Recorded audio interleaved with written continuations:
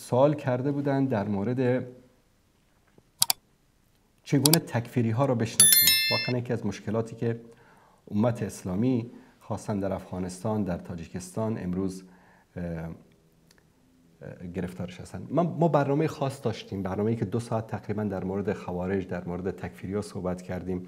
یکی 2 تا چندین برنامه داشتیم، اما در این برنامه میخوام به شکل خیلی مختصر یک معیاری رو خدمت جوانان عزیز بیان بکنم که بر اساس این چارچوب و این معیار هر کی رو در این معیار بندازید و اگر این صفات رو در او دیدید بدانید که این شخص تکفیری است و از جمله خوارج است و از او و افکارش دوری بکنید. اولین صفتشون چی است؟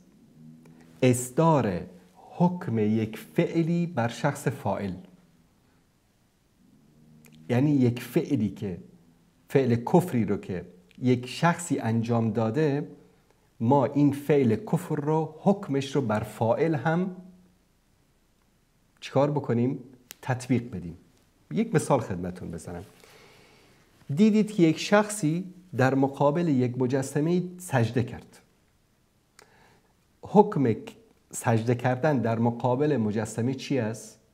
کفر است، شرک است. اما این شخص که مثلا اسمش احمد است، دیدید که در مقابل یک مجسمه سجده کرد. به عنوان یک مسلمان وظیفه شما چی است؟ که باید چیکار بکنید؟ تحقیق بکنید، جستجو بکنید که این شخص این فعل رو چرا انجام داده.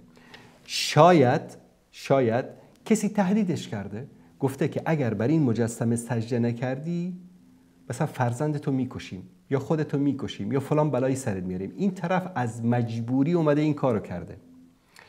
الان شما بدون تبیین، بدون جستجو، بدون اینکه اصل قضیه رو خبر بشید بگید آقا این شخص کافر، ضال، مضل، خارج از اسلام. این عجله کردن در تکفیر و اصدار حکم فعل بر فاعل یکی از صفات خوارج است. طرف یک کلیپ مثلا 30 ثانیه‌ای رو از محمد انصاری گرفته یا از فلان علان گرفته، آقا فلانی کافر است. قبلشو دیدی؟ نه. بعدشو دیدی؟ نه. با محمد انصاری نشستی باش صحبت کردی؟ نه. کافر است و ضال و مضل است، خارج از اسلام است.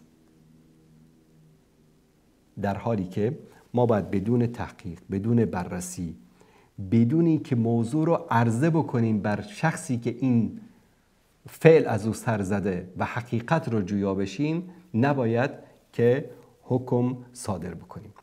دوم،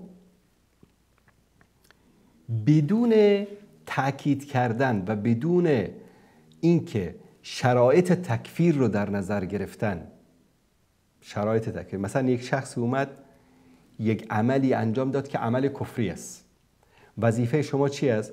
که این شخص رو باز بشینید، چرا این حرف رو زدی؟ آیا از جهل گفته؟ آیا از نادانی گفته؟ آیا از مجبوری گفته؟ آیا بر اساس یک فشار این حرف رو زده؟ یا اصلا معنی این حرف رو نمیفهمه؟ این چیزا باید براش بیان بشه. بعد از اینکه بیان شد، حکم این عملی رو که انجام داده شده بر اساس قرآن و سنت براش بیان بشه. بعد از اینکه همه این موارد رو بیان شد و باز طرف اصرار کرد بر آنچه که گفته یا آنچه که انجام داده، در اون صورت ما میتونیم بر او حکم صادر بکنیم.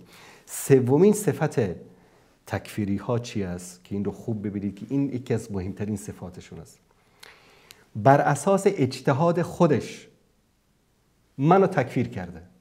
مثلا ابو محمد مدنی یا ابو فلانی اومده گفته که محمد انصاری کافر است. اجتهادش است، به این نتیجه رسیده که آقا فلانی کافر است. و هر کسی که محمد انصاری رو کافر ندانه او هم کافر است. این یکی دیگر از صفات خوارج است، تکفیری ها، که یعنی آنچه که اجتهاد خودشان هست رو دیگران را بر آن ملزم کردن، در حالی که این اجتهاد تو است. تو فکر میکنه که فلانی کافر است. شاید برای شخص سوم طرف کافر نباشه. تو چرا اجتهاد خودت رو به زور میخوایی سر دیگران بقبولانی؟ آقا این اعتقاد من است که فلانی کافر است، اگر دیگران هم او را کافر ندانن اونا هم کافر هستن. این یکی دیگر از صفاتی است که خوارج این عصر خاصتا این عصر و این زمان دارن که الله سبحانه و تعالی از شر اینها ما و شما رو حفظ بکنه.